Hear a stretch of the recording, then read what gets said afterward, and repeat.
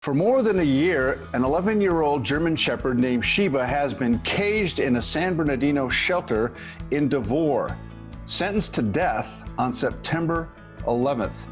The only thing that happened with this dog was that it got into a fight with another dog and then escaped a second time. And for that, this dog has no chance of going back to its owner or going to be adopted. Priscilla Presley and Bruce Krider have taken up Sheba's cause and are with us this morning. Priscilla, tell me, why did you get involved? Why is this important to you? Well, I actually heard about this from a good friend of mine in Hawaii who also has a rescue on the Big Island. And she called me and told me the story and asked me if there's anything that I could do to help. When I got involved, I was actually appalled at the story, at the fact that this German Shepherd Sheba has been held at the Devore Shelter in San Bernardino for as long as she had. And it's now a year and 3 months, or 4 months now, in a 5x5 cage. Her owner, Pepe, is an 80-year-old man who raised Sheba since 7 weeks old. The town knows Sheba. They've all signed a petition to please release Sheba to a rescue. We have made efforts to find 3 rescue shelters who will take her, rehabilitate her, because she's been laying down basically all this time. She is no threat whatsoever to anyone. She's never been a human being. So I got involved, to answer your question, because this is a story that is so much of an, they're known pretty much at the Devore Shelter just to kill. And there just seems to be a good old boys club there, and this is what's going to happen. They're going to teach Pepe a lesson. Yeah, Bruce, let's talk about the legal aspects of this. Tell me what can happen and what had happened. Well, there were 2 hearings regarding Sheba. The first related to her first outing, when she got in this dog fight with another dog in the neighborhood, and there was a hearing, and at that point, the county declared her a potentially dangerous dog. About 6 or 8 months later, she got out again and didn't do anything. She was straying around. She came across this other dog and their owner this time, and nothing happened. But because she got out a second time, and because the county had put a condition on the owner to not let her stray or be available to get out, they confiscated her. Then they had a hearing, July of 2019, and Greg Beck, the hearing officer, stated, he wrote in a letter, because Sheba could not go back to her owner, she had to be killed. Well, a dog that's only ever been in a dog fight once and never bitten a person's got a lot more options than going back to their own non-compliant home. So their basis for killing her falls flat on its face. It has no merit, but that's the premise they use to get the death sentence. So that's the short version of it. So how often does this happen? I mean, does this happen regularly? I mean, this seems to me that this dog should be allowed to go to a shelter and to somebody's home or ranch or someplace where it will live out the rest of its years. It's 11 years old, so the dog is well on its way in its years. Well, so part of the backstory is Pepe was hard to work with. He doesn't read English. He's 81, and he's probably not as attentive as he was 10 years ago. His wife had just died.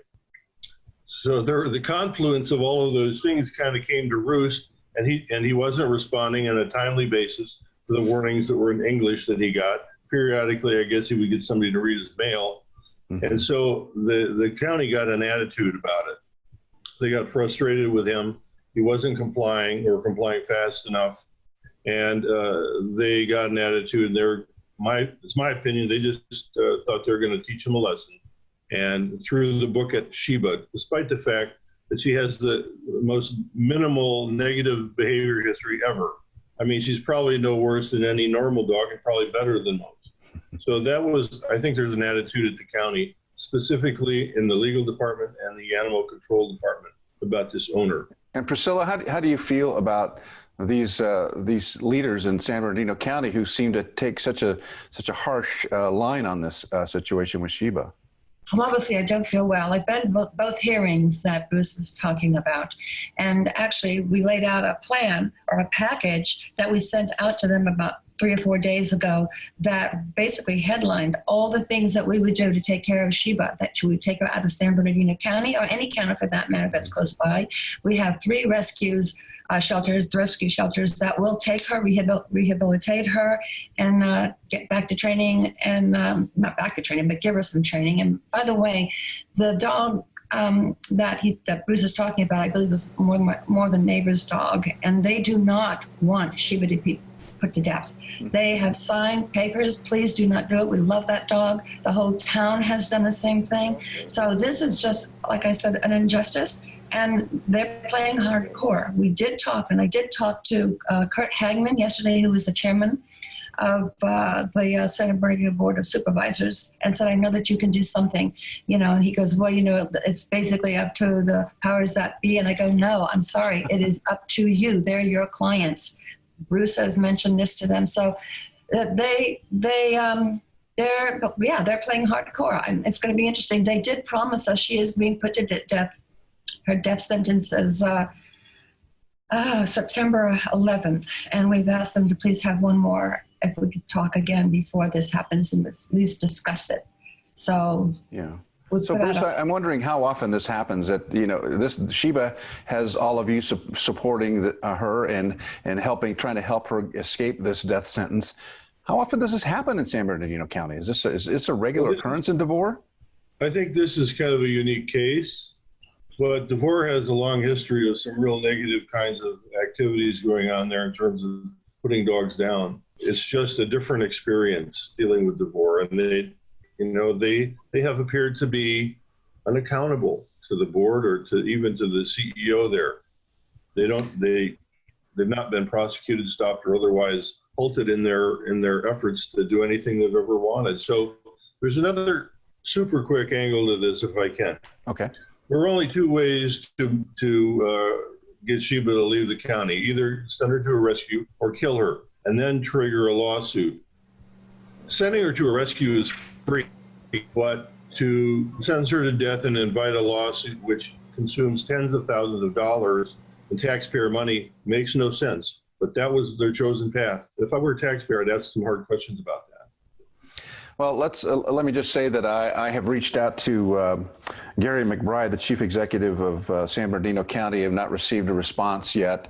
I did call a couple of other executives, supervisors, got answering machines, and did not get a response back from them.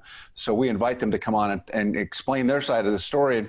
And I'd like to find out why they're not allowing this particular dog to be rescued. So Priscilla, final word from you.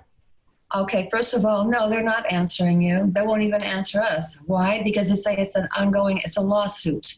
And we found out that they can talk to us because we're trying to come in with ideas. Not trying, we have given them written guarantees, assurances that this dog won't be in the county. They'll be taken out, dog will be taken out.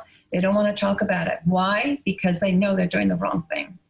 All right, so there's a website called saving-sheba, SHEBA.org if you'd like to get involved.